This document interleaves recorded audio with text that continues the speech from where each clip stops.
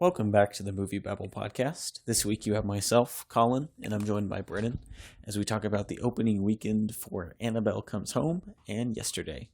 And, as always, you can check us out online at MovieBabbleReviews.com.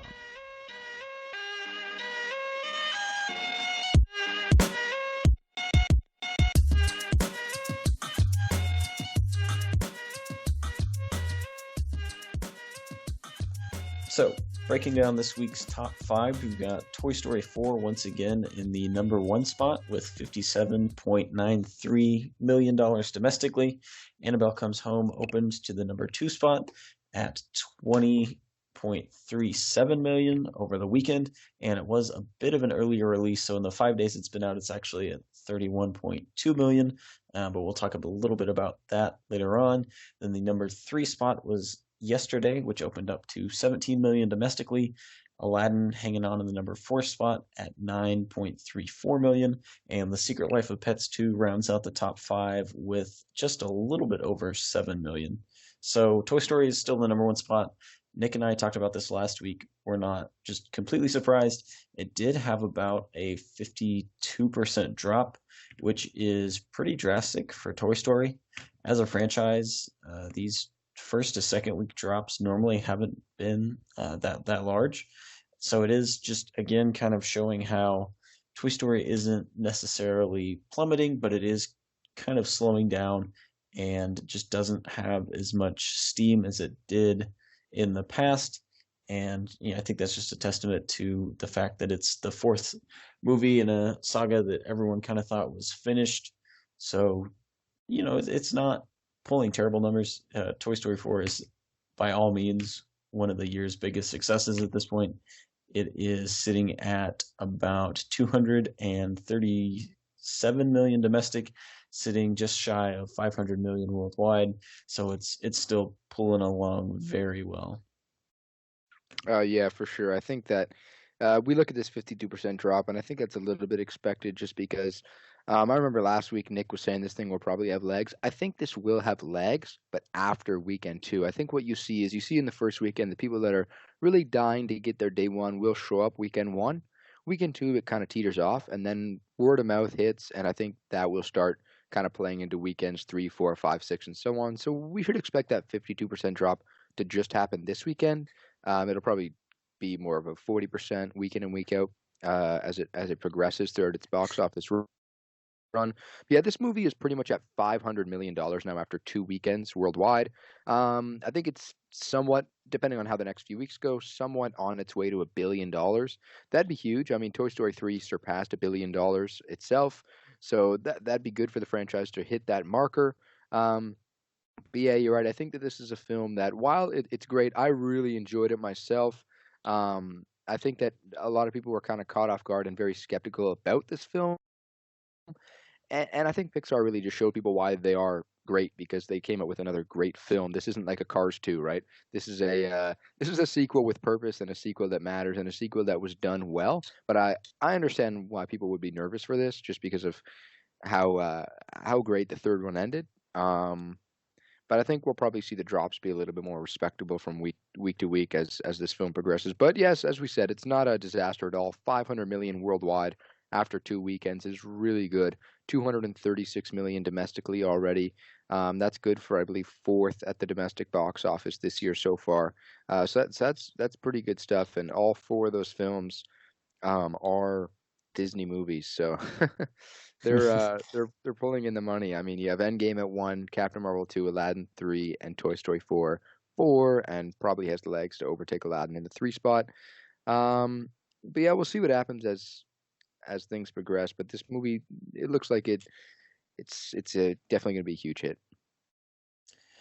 Yeah, and I think this week we'll probably see another kind of steep drop, just because you do have Homecoming opening up tomorrow night by most accounts, but really opening wide on Tuesday. And so Spider-Man will take a substantial chunk of Toy Story's business, at least for this first weekend, I'd imagine.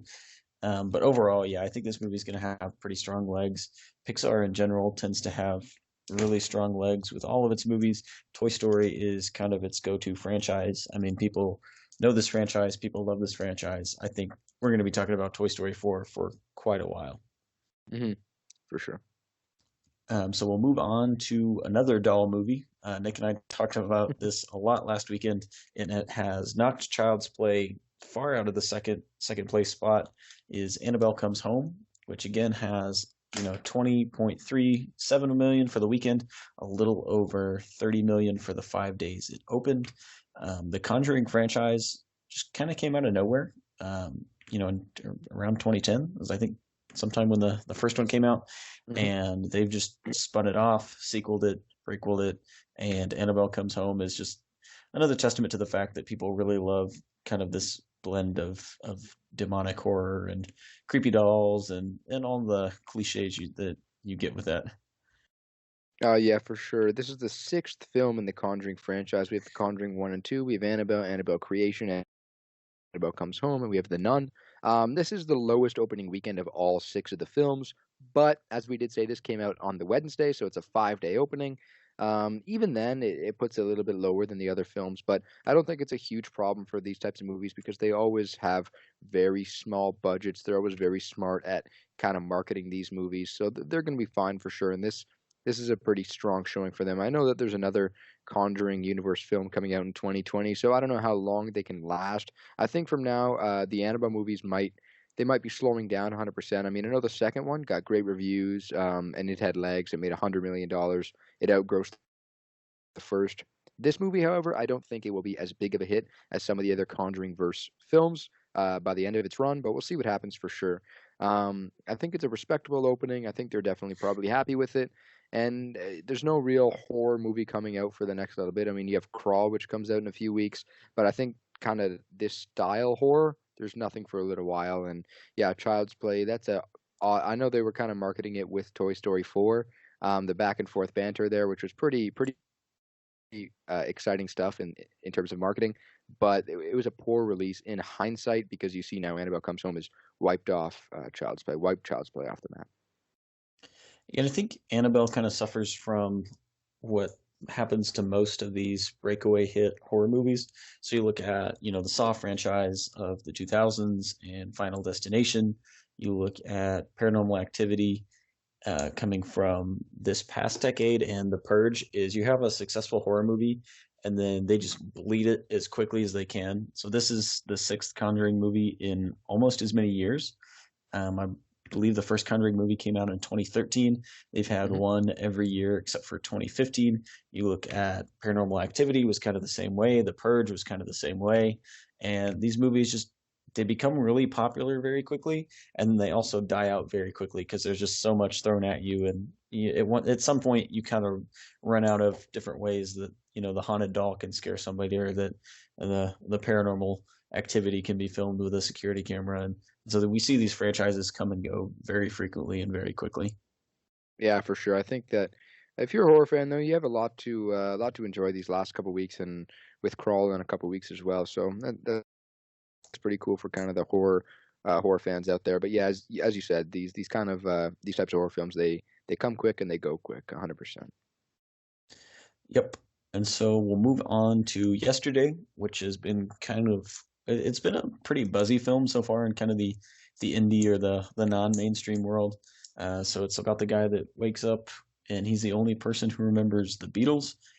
So it opened to 17 million this weekend, and I enjoyed it. I thought the film was pretty well done. It's open to a lot of mixed reactions just about so many different aspects of the movie. But I think it's just a very pleasant movie. You go and you get to hear Beatles songs for 2 hours. You get to kind of dive into the meaning of them and the creation and the recreation of them quite a bit. So if you're a Beatles fan, you'll love it. There were a lot of older people in the audience when I went. I think this is going to be a very popular movie for older people, just because it is kind of their music, and it's a very unique premise, and it's not going to click with everybody, but I think for people that want to click with Yesterday, it's going to click for them pretty well.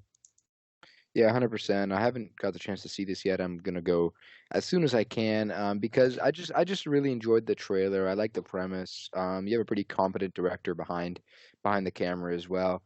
So I think looking at it with a $17 million domestic opening weekend, I don't think they're too upset by that. I think that's a pretty decent opening. I know the budget for this movie is 26 million, plus marketing. I mean, the movie's a little bit costly for what it is.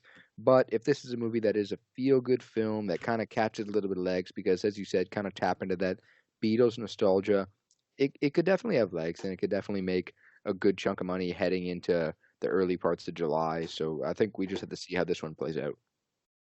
Yeah, and I mean, you definitely see the budget with the movie. They do a lot of different recognizable locations. They bounce back and forth between Europe and Los Angeles in this movie. There are quite a few sequences where they have really large crowds. So it's a pretty high budget for what it is. You wouldn't normally see a budget that large with kind of an original idea like this. But I think overall, it's just a nice, pleasant movie.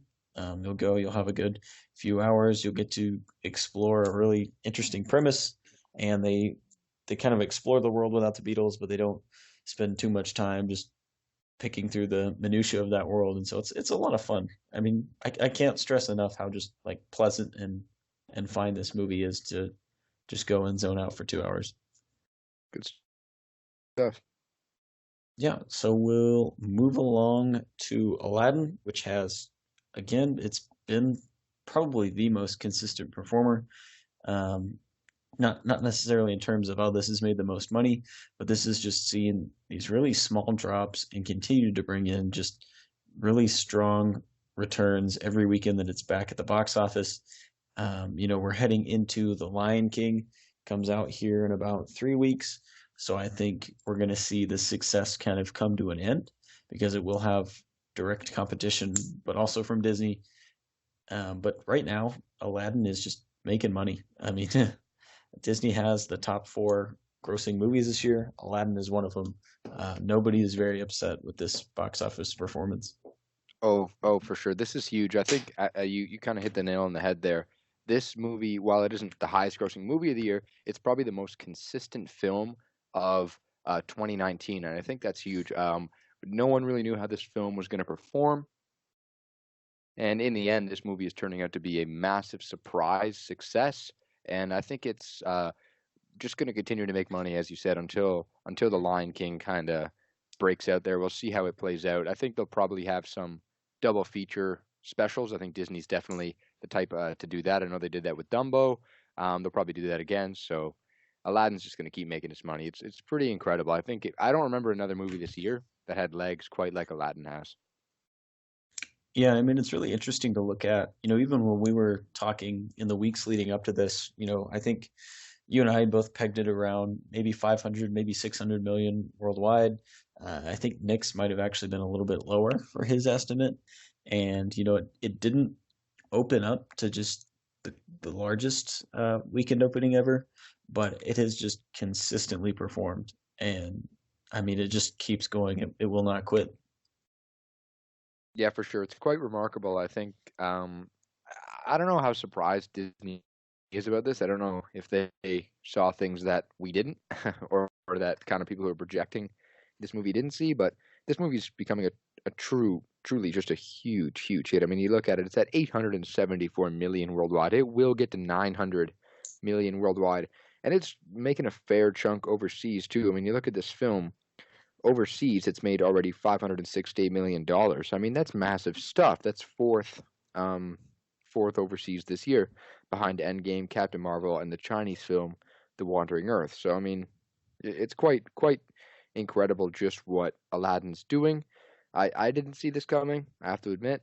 So kind of eating my words on that, but this film's kind of huge, and I think by the end of the year we'll look back at it and kind of see it as one of the most consistent performers of the year. Yeah, and I think, I fully expect Lion King to outgross it. There's been a lot more hype around the movie, and it's just, I think, the more popular and the more accessible film if you're talking about the original. But looking at the legs that Aladdin has had on it so far, can't even imagine like the business that Lion King is about to do here in a few weeks. Oh, 100%. I don't know if we're ready yet. I think Spider-Man's going to be big. But in terms of July releases, Spider-Man versus The Lion King, that I think is probably the biggest kind of showdown of the summer. I know they're kind of released 3 weeks apart or so, but it's still going to be fun to look back on the months of July and see what the biggest grosser was between those two films. So I'm pretty excited to see that. I think that based off just Aladdin's success alone, we can expect The Lion King to not only do Aladdin numbers, but do a ton more than Aladdin numbers, which is remarkable. And I always look back to The Jungle Book a couple of years ago. That's a film that came just shy of $1 billion. It just missed $1 billion, and I don't think the Jungle Book is as nearly as loved as The Lion King was re-release time. Like just looking back at their animated films, I think that The Jungle Book was a good animated movie. I'm not knocking the film in any way. I'm just knocking kind of how it impacted pop culture, society, and everyone. I think The Lion King is on another level. So I'm just thinking now what numbers this film could do opening weekend, and $100 million is probably the low end. Yeah, I mean, I fully expect this to be a $1 billion movie. Yeah. You look at Jungle Book, that is, it's not a huge property. There wasn't just a ton of hype going into it. The reactions were just good. And I mean, Jon Favreau is just a really great storyteller. And I think it had a lot of things that on paper shouldn't have worked, but when they all came together, they worked, and it just continued to make money.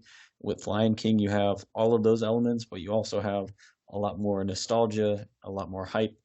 People that went to go see Lion King as a kid are now at the age where they can take their kids to see it. Mm-hmm. And I think that's just going to be a huge draw, just pulling this movie forward. Oh, 100%. It's going to be incredible. But just kind of touching back on Aladdin, I mean, looking through the year, I just kind of did a quick run through of everything we've seen so far this year. And the only other movie that's kind of had similar legs is John Wick 3. Domestically, I think that there really isn't any other major release that's had the legs that Aladdin's had. I mean, Captain Marvel had pretty good legs. Even Endgame, a movie that is incredibly top heavy, had decent legs down the stretch. But Aladdin is it's really defying the odds of what the potential is for some of these live action remakes. And despite some people being skeptical going in, despite some bad early trailers, bad early kind of buzz, Aladdin is defying the odds and making a ton of money. I don't know if this thing can hit $1 billion. I don't know if it has that in it still, but this is a $900 million movie when the day is done. It's wild. Yeah. So we'll kind of move on and go to The Secret Life of Pets 2, which rounds out the top five. This will probably be the last time we talk about this in the top five. But this movie just hasn't had very strong legs at all. Especially when you consider that it opened pretty independent of any direct competition. It didn't have any other huge animated movies since March, and then it didn't have any competition from Toy Story for quite a few weeks. But this has just kind of been a very lackluster performing film, especially when you look at how it stacks up to the first Secret Life of Pets, which was just one of the biggest runaway hits of 2016. And this movie is barely pulled over 223 million worldwide. It's just kind of disappointing. Oh, 100%. I mean, I think that this is just it's really shocking that that this is kind of happening, because this is a film. The first film was a film that was it was huge. I mean, it blew up worldwide. It made well over $800 million, as we were touching on. It's a massive movie, but I think that the big kind of kicker is with The Secret Life of Pets 2 is it's a sequel that we didn't really that the general public or the movie going population didn't really expect or ask for. And that's it's just odd to kind of see a franchise go from 800 million plus in your first movie, 220 million for your second movie. I mean, it's a huge drop off. Now, do I think that this movie can be salvaged? 100%. And why? You still have China, you still have Japan, you still have South Korea, you still have some other markets that are considerably, maybe not overall game changers alone, but all together can definitely benefit this film going forward. Because you look back at the first Secret Life of Pets, it made 60 million in China. It went on to do decent numbers in some of these other markets, 17 million South Korea, 40 million in Japan. So even if Secret Life of Pets 2 can half those numbers, it should salvage itself decently and maybe go for 400 million by the end, which is a big jump. But we'll see what happens. But still, it's one of the weirdest things ever just to see a film franchise go from 800 million plus to 220 million with its next movie. And even domestically here, it hasn't been a huge hit. I mean, they're getting some benefits in terms of just the kids are out of school. It's summer. You've now grossed 131 million domestically here, but 131 million domestically is not close at all to the 368 million domestically that the first one made. So I think this franchise is probably dead in the water here with the second one. But Illumination is a studio, a production studio under the head of Universal, and they do very well in terms of budgeting their films. All their movies are budgeted, as I think Nick touched on in past weeks, around $60 to $80 million. They're made for cheap. They're made for good money for kind of these types of animated movies. So I think they're smart with how they do things. So that they should be okay in the end. But it's just still so odd to see this happen. Yeah, I would definitely agree. And yeah, there's just not a whole lot more to discuss about Secret Life of Pets 2. But I do want to touch on just kind of how lackluster of a summer it's been as far as sequels go. We've had Secret Life of Pets 2, Men in Black International, which is just pretty much completely dropped off the map. We've had Godzilla King of the Monsters, Dark Phoenix, a lot of these sequels that have just kind of come and just been dismal and dropped. And I was thinking about it the other day. It's been a weird year for unnecessary fourth installments. So you look at Toy Story 4, no one really ever thought that would come. Men in Black International is a quasi reboot. And then you look at Dark Phoenix, the X-Men trilogy was kind of over and they threw this together. And you just have like Toy Story 4 seems to have hit, but Men in Black International and Dark Phoenix have just completely sunk and been about as lackluster as you can get. Yeah, it's rough when you kind of look at the numbers of these two films and just kind of how much of a drop off they are from the rest of the franchise. I mean, the sad thing about Men in Black International is you look at that opening weekend, $30 million. That's a lower opening weekend than the other films in this franchise, and some of those movies came out 20 plus years ago. I mean, inflation has not been kind to Men in Black International because it wasn't saved by inflation. $30 million is not a very good opening for a film, for a franchise that started its first movie in 1997 with a $51 million opening. A $51 million opening in 97 is like what, at least 70 today. So you look at this film opening up to $30 million, Men in Black International.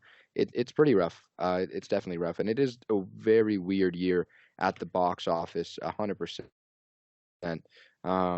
I think there have been a lot of duds. I just can't fully explain it. I think you also have a lot of these movies that aren't really great either. I mean, a lot of these films, they kind of need the good word of mouth. They need to be good out the gate. People need to go see them and enjoy them. They need decent press. They need decent critic reviews. I mean, blockbusters in the summer, they don't need to be perfect in the eyes of the critics. They don't need to be the greatest movies ever, but they need kind of passable or average reviews so people are not kind of discouraged to go see these things. And it has been a weird year for sure, but I think by the end of the year we'll look back, and I think a lot of these big studios are going to hopefully try to make up for their mistakes and learn from their mistakes.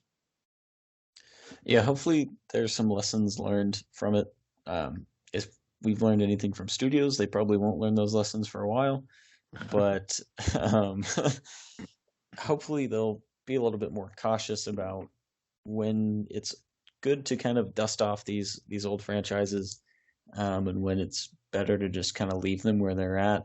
So you look at like Men in Black as a franchise, the only like genuinely mind-blowingly successful one was the first movie, which was just everyone thought Jurassic Park or the Lost World Jurassic Park was going to take the summer of '97, and Men in Black just kind of came out of nowhere and just owned everything. And they've just Sony has been trying to forcibly recreate that success for 22 years since then, and have just never really figured it out. And when we talked about Shaft a few weeks ago, Nick and I talked about that. There's been one successful Shaft movie in 1970, and they've made 4 sequels and reboots trying to recreate that. And sometimes, like, the magic is there once, and then it's just gone. And I don't think studios really know what to do when that's the case. No, for sure. Yeah, and For I sure. mean, even if you At go, least I think in July. Yep, continue. I mean, even if you go back to like the Lego movie this year, the first Lego movie was almost a $500 million movie worldwide, and the sequels have, this current Lego movie 2 that just came out was hovering significantly below that, like half of what the Lego movie was at. Last time I checked, it had barely cracked 200 million, if it even managed to do that. And it's just another case where, like, yeah, this movie came out, people loved it. People, the audience and critical reactions have still been good for the franchise, but it's just the magic just isn't there. And I think this year we've seen a lot of instances where the magic just hasn't been there. For sure.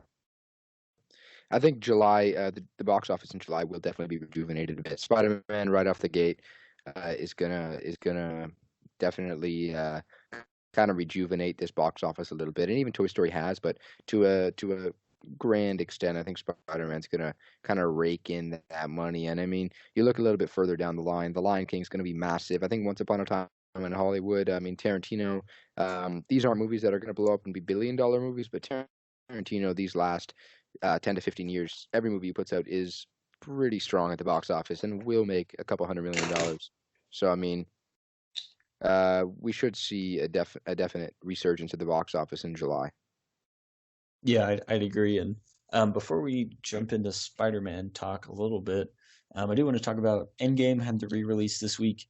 It didn't quite pull the numbers that Captain Marvel did the week before Endgame came out. So the week before Endgame came out, Captain Marvel was not re-released, but it did have a significant bump just as people were kind of getting ready for more Marvel movies and clamoring for, what else Marvel could offer them. So it bumped up about 12%, had about a $14 million weekend. The weekend leading up to Endgame. Endgame did have the re-release this week with additional content at the end, and that did bump it up quite a bit. So it did haul in a little bit over 5.5 million this week, but it wasn't, quite as significant as the numbers Captain Marvel did the week before. And we're at a point where it's pretty speculative whether or not Endgame will cross Avatar's record. It's about $26 million short if you're counting the re-release record for Avatar.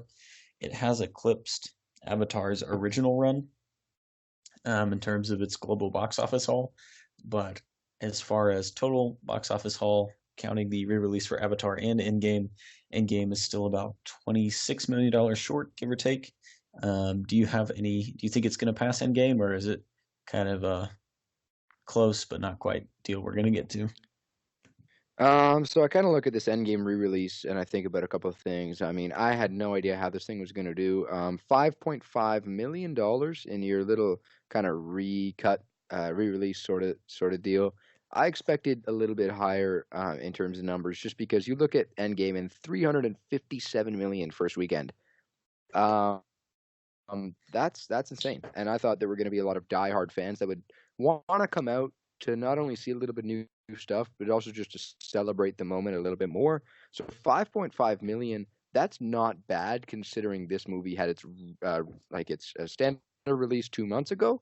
But I thought this movie was definitely going to do 10 million this weekend. I thought Endgame was gonna pull out a $10 million domestically, maybe 20 million worldwide, and kind of shoot for that Avatar number a little bit more.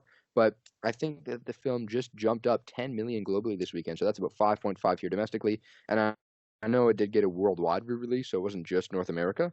A lot of other foreign markets also had this new, so it was able to add another 4.5 overseas, another 5.5 here domestically. $10 million this weekend is not going to get you to Avatar. 26, $27 million short of Avatar, as you said. It's going to take a little bit. It might take a Oscars campaign re-release. It might take yet another one next January. If they do go for that, which I've heard kind of buzz about that. That because I know they screened the film for Academy voters back when it came out. So we'll see what happens for sure. But I think if I had to kind of just say today what my thoughts are after this re-release weekend, I will say no, that I don't think it will pass past Avatar. I mean, I thought coming into the weekend it was about 35 shy. Now it's 25, 26, 27 shy. I thought this movie was only going to be 20 shy by the end of this weekend, maybe even less than that. So I don't think it will pass Avatar. But it's so weird that they almost are at the same kind of number. I thought, what a way to end, you know? I mean, you make so much money at the start, a $1.2 billion opening for Endgame, and you end up just coming literally a couple tens of millions of dollars shy, probably by the end, or maybe around $10 to $15 million shy, which is kind of weird that it was so close. It's interesting to me, but no, I expected this to do a little bit better.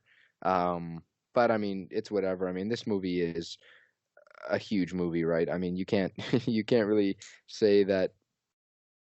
You can't really feel bad for them. I mean, over $2.76 billion now. That's insane. And Endgame is the movie of the year and the movie of the decade. Yeah, I agree. And I think, it may have a little bit more of a bump this week as it is a holiday weekend. You'll have a lot of people going before they go see Spider-Man still. You'll have a lot of overflow from Spider-Man as well. So whenever Spider-Man's is sold out or, you're not able to get seats or whatnot, I think Endgame will see a lot of that overflow for the families that, they're already at the movie theater. The kids are already there. Might as well take them to see something. Right. But yeah, without another re-release either for Labor Day at the end of the summer or for an Oscars campaign, I think it's just going to fall short, which is, like you said, just like a really interesting spot for this movie to be at. Mm-hmm. Yeah, I mean, you look at the theater average, $2,700, 2,700. It was their theater average this weekend, which is quite good. That's better than Men in Black International, which was ahead of it overall. It's better than Child's Play. It's better than Rocketman. It's better than even John Wick. So it's doing solid in terms of that. So maybe theaters won't throw it out right away. Maybe they'll hold on to this cut a little bit longer than they were expecting to. And you're right, Spider-Man's going to give it a bump. This holiday weekend's going to give it a bump. But I still just don't think it will be enough to quite get them to the 2.788 billion that Avatar has. It's weird though. It's interesting. Yeah. And so before we wrap up, just want to talk about Spider-Man a little bit. So the Spider-Man films have all been pretty high grossers, just overall. The lowest grossing one is Spider-Verse, which because it is animation and it is, I mean, really, there aren't many movies to compare it to. Like Spider-Verse is kind of genuinely its own thing. It's hard to compare it numbers-wise, but numbers-wise, Spider-Man always hangs out around 700, 800 million. But do you think Far From Home could be our first billion-dollar Spider-Man? Let me kind of think about this because it's weird because Spider-Man. You look at Spider-Man as a franchise, and as you said, it's kind of hard to compare into the Spider-Verse because it's something that we've never seen before. I mean, it still went on to make great money worldwide, right? $375 million, did a pretty solid job. But you look at the other kind of live-action Spider-Man movies, and it's weird that they're all kind of around the same. Spider-Man 3 is the highest-grossing one at $890 million. Homecoming, $880. The original Spider-Man back in 2002 at 821. Spider-Man 2 a little under that, $780. And both Amazing Spider-Man 1 and 2 were in the mid to low $700 million range. So, I mean, all of them are around the same. I think with Far From Home, you're either going to get this or you're going to get a runaway Spider-Man hit, and this thing will blow past $1 billion. I think from what we're seeing from Marvel this year in the MCU, Captain Marvel was a huge hit. Endgame, huge hit, like insane. I think Far From Home can definitely do $1 billion. It can definitely be huge. Um, I'm pretty interested to see how that does, because it's not only a testament as to will the MCU continue to have legs past Endgame, but it's a testament to how big is Spider-Man, how big is the MCU, what can they do here, and is this kind of summer slaughter release around the July 4th weekend a smart one? And I think that we'll see. But just to put this out there, at the time of we're recording this, Far From Home has already made $111 million worldwide, because they opened up in Japan and China this past weekend already. So $111 million has already been made from Far From Home. So they just got another under 900 million to go before they get to $1 billion. Mm-hmm. Yeah, and it's interesting. I mean, Spider-Man's when the original one came out, it had the highest domestic opening weekend of all time, and it held that record for quite a while, if I remember. And it's always been a solid performer, but we are at a very unique moment with the Marvel Universe and with Spider-Man in general. So you look at, that it's funny looking at how successful Endgame has been these past few months. But there are a lot of people that are speculating, whether or not Marvel really has legs now that Robert Downey Jr. is gone, now that Chris Evans is gone, and these kind of lead characters that help start the universe are dipping out. But I think just the hype around Infinity War just bled into everything last year. Hype with Black Panther, the hype with Endgame now spilled into Captain Marvel, like you said.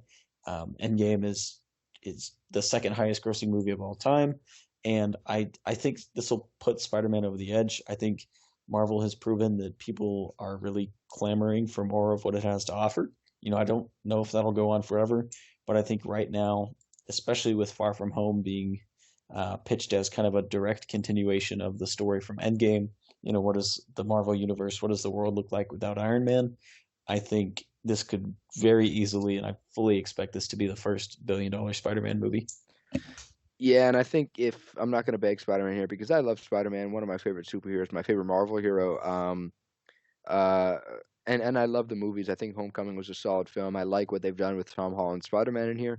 But I will say that if this is a $1 billion movie, it's not because of the character Spider-Man. I'm going to say that. I'm going to say it's because of the MCU. I'm going to say it's because of Endgame, and I'm going to say it's because of just how global and how high the MCU has risen. So I think this can definitely be $1 billion, but not just because of the character Spider-Man, but because of just how big the MCU is on a global level and here in North America. Yeah, and I think it's funny how Sony's most successful franchise at this point is the one that Sony actually has the least input on.